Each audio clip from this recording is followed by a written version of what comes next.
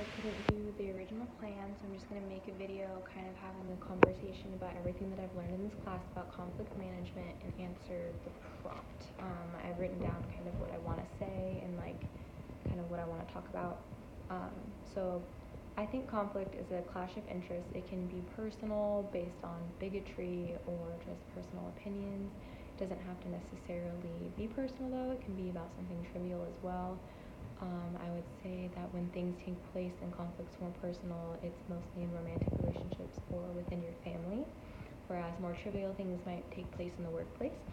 Both things can be radicalized and made out to be bigger than they actually are, especially if communication is lacking or the two people involved just already don't get along and have clashes in personality. It can elevate situations that would otherwise be like minuscule. So I mostly relate with the communication theory, which is when people take words for what they either personally they mean versus like what they actually mean, the connotative versus denotative idea of it. Because somebody can mean something in a really harmless way, but maybe the way that they say it doesn't sit well with the person, and so it changes the meaning of the words, like sarcasm, for example, or teasing. I remember reading in the book about how if you're not able to take teasing well, then in a new work environment, then you might not fit in, and that will make you stick out, and then there will be conflict in that automatically because other people don't know how to take you and they don't want to talk to you because they feel like they're going to be walking on eggshells. I experienced that at my last job. When I was a manager, I had a really good relationship with all of my employees, but when a new one would come in and they kind of get involved with the teasing, they would not like it, and so we'd kind of have to change and like tiptoe around them. But yeah, so and then the concept of saving face during a disagreement is something that I struggle with. I don't want someone to be mad at me or view me a certain type of way after like having a conversation. I don't want them to think that I'm like ultra sensitive if something little bothered me and they kept doing it, so then it grew into like a bigger thing than it actually was originally. But this idea of like saving face in the to me respects of conflict, that really like hits home with me personally. I care about what people think like everyone else. I think I care a little bit too much. I think it's detrimental, especially when it comes to conflict, because then I don't say everything that I want to say or get everything that I want out, and then I just leave feeling very like unfulfilled and unheard, and then that's not fair to anyone involved. I would say that my work and home, because I don't live with my family, is pretty passive when it comes to conflict. We don't really talk about things because it's too hard, it takes up too much time, and it's not worth it, and the way people feel after maybe aren't worth it.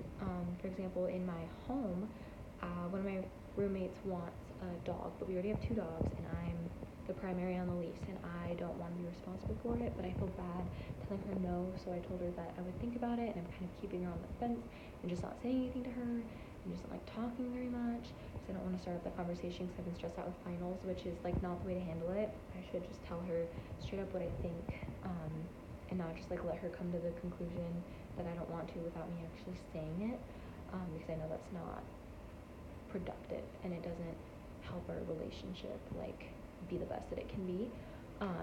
So I would say that I'm definitely pretty passive, but with my family, I'm pretty aggressive. I say what I want. It's been years I've had to like build up to that, just finally being an adult with them. So I'm definitely more aggressive. In my personal romantic relationship, I'm very passive. It's the saving face thing. It comes back to that where I'm just like kind of walking on eggshells with the person. I never want to upset them. I don't want them to think that I'm crazy or jealous or this and that. It happens a lot with people my age where they don't want to come off as who they really are. They don't want to be authentic within their emotions, especially when it comes to conflict. So they put on this like front, they're okay with everything even though they're not, and then the relationship is built on lies and like faked behavior and faked patterns, and then it'll eventually come out that all that was fake, and then the relationship will crumble because it doesn't have solid foundations.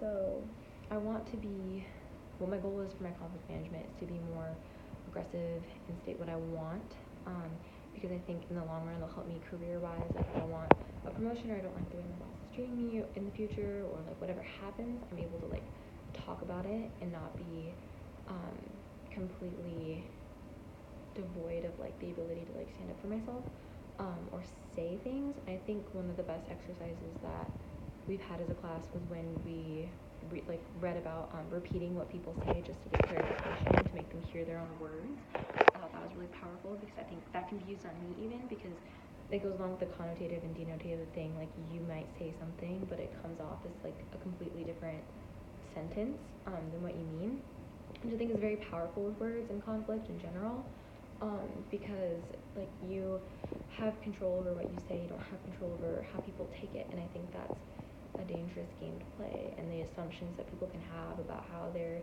taken is dangerous. So I would probably make myself a little bit more mindful of that and just able to even say anything in general. But yeah, I've started going to therapy, so we worked through that, and she notices that I have a voice when I talk about certain things, and then I get quiet when I talk about other things, and I think that's very telling for some people in conflict management, because they literally can shrink as a person when it comes to conflict with certain situations, whether that be work or home or romantic relationships or whatever. It's all just very different circumstances for people, and I think that's something that everyone needs to keep in mind. And I think conflict management can even be like an introspective journey. You can be taught certain things, but you have to put it into practice, and you have to find out what issues you're having like on the inside with that. But the certain situation that I want to talk about more in depth is with my roommate. She has given me like the silent treatment. I'm not sure what is wrong, and I think what I could do is maybe ask her like how she's feeling or what's going on with work, and just mirror her feelings and make a connection that way, and then kind of move it into like how she's doing at home, how she's liking living with us. She's friends with my other roommate. We just met when she moved in, and so like our relationship's fairly new. We don't really know each other that well. We don't know our like personalities that well, so I think it's kind of hard for us to talk about things that bother us, which is in and of itself impossible to manage conflict when you don't know the person very well. So I think maybe just sitting down with her and establishing like a base, like how we're both doing like work, get some things in common, make it a little bit more comfortable to talk, let her know that I'm always here and that I want her to be happy, just communicate all that to her and hope that she's comfortable with talking to me. And then more about the roommate. My other roommate has a dog that she is like a puppy, so she's kind of hard to take care of and train and stuff, and like a lot of the pressure is put on me and the other roommate to take care of her, because her owner's at her boyfriend's house a lot. So finding a way to like communicate that like we love the dog, we love her, but that she needs to be home a little bit more to benefit the dog and to benefit like us not getting burnt out, because there are two dogs, one's mine and one's hers, and between the two of us, like going back and forth from our significant other's house, working a lot, they don't get a lot of attention. So I think communicating to her that like we need to prioritize this as like a family, as like a household, will be the best way to do it. And then obviously make sure she knows that we're happy that she's happy with her boyfriend, but that her dog needs to come first, because it's getting to be kind of a lot for everyone, and her dog's just kind of rambunctious and has caused some damage in the house, and it's kind of a lot, and is depressed. But yeah, I think thanks to this class we'll be able to handle that a lot better. But thank you.